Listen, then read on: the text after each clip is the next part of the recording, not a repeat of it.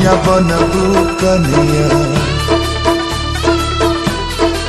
धनिया बनबू कनिया, दिलवा दुल्हन ले लेबा।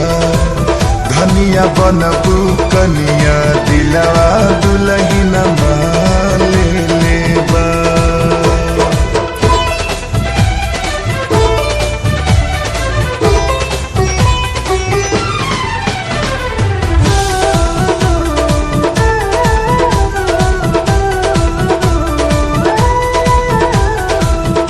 दुख चाहे सुख पड़े, रहब तोहर साथ में।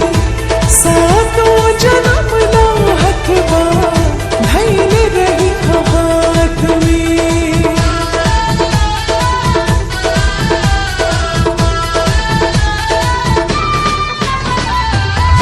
इहे बतिया सुने खाती रहनी बेकरार हो।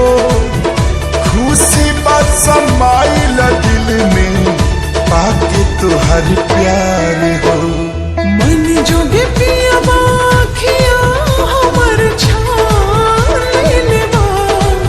डोली लेके आजा, डोली लेके आजा, दिलवा दुल्हा ले लेबा। धनिया कनिया बनबू, दिलवा दुल्हन ले लेबा।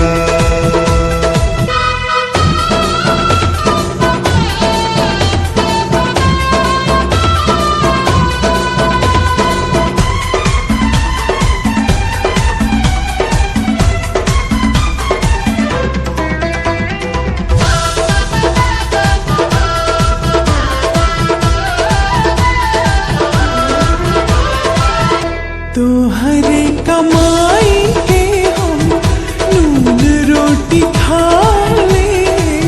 पूरा जिंदगी जाएगा लूगा पाँव बिता लेब।